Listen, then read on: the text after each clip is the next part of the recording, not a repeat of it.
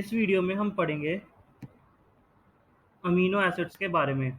तो amino acids are organic compounds containing an amino group and an acidic group as substituent on the same carbon।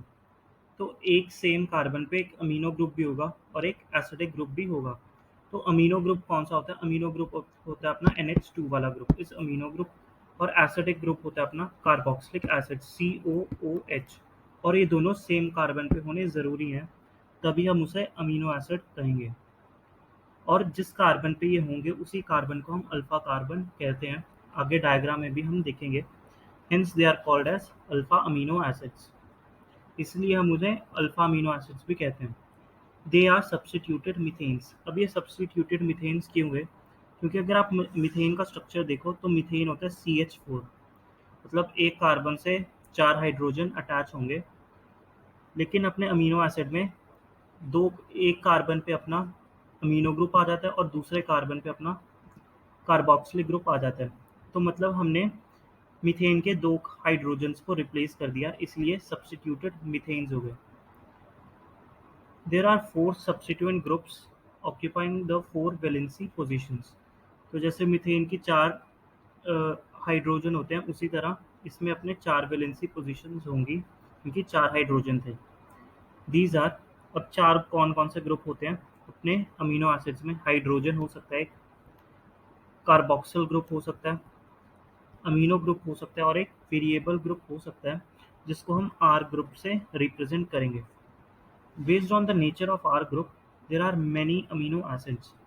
अब R group की basis पे हमने amino acids को काफ़ी types में बांटा हुआ है, लेकिन जो अमीनो एसिड्स प्रोटीन्स में इन्वॉल्व होते हैं, प्रोटीन्स की फॉर्मेशन में, उनका नंबर सिर्फ 20 है। तो हमारे पास अमीनो एसिड्स तो बहुत सारे होते हैं, 20 से तो बहुत ज़्यादा होते हैं, लेकिन जो अमीनो एसिड्स अपने प्रोटीन में यूज़ होते हैं, उनका नंबर हमें 20 याद रखना है। मतलब कि हर एक अमीनो एसिड प्रोटीन के फॉर्म में नहीं यूज़ होता।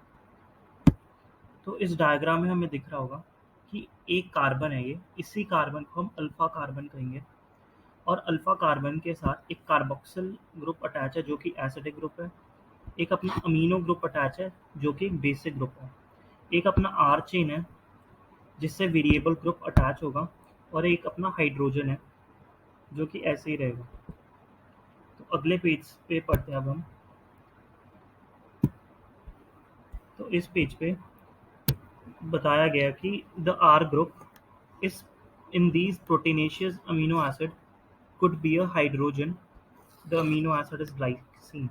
अब जैसे हमने पढ़ा था कि अपने जो अमीनो एसिड थे उसकी वैलेंसी 4 थी, जिसमें से एक अमीनो ग्रुप ने वैलेंसी कवर की हुई थी, एक अपने कार्बोक्सिल ग्रुप ने कवर की हुई थी, एक अपना हाइड्रोजन था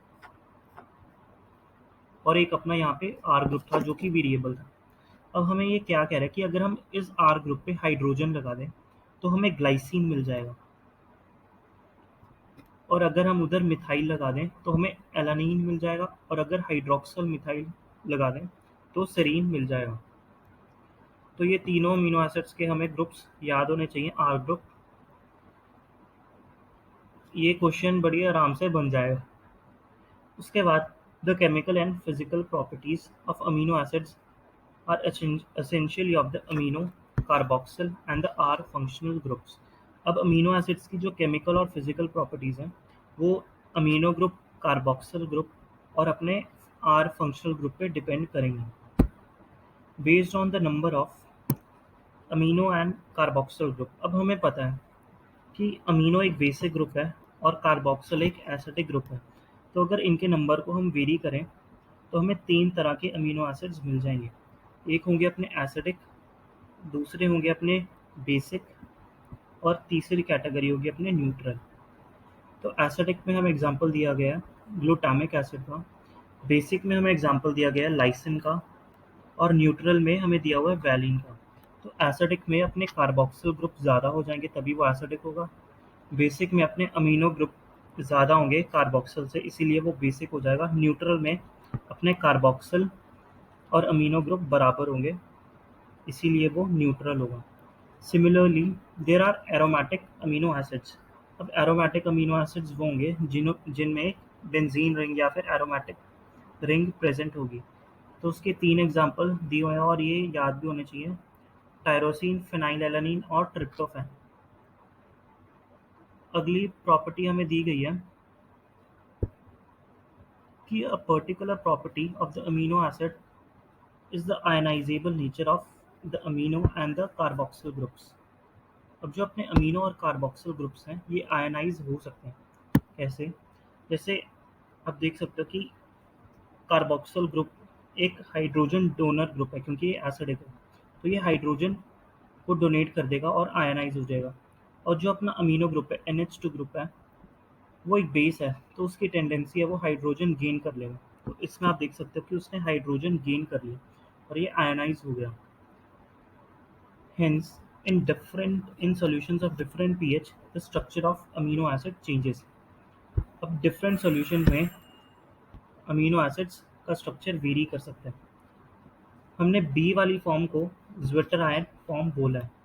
अगर आप इस वाली फॉर्म को कंसिडर करो तो इसमें कार्बोक्सिल ग्रुप ने अपना एक हाइड्रोजन डोनेट कर दिया और NH2 वाले ग्रुप ने एक हाइड्रोजन गेन कर लिया।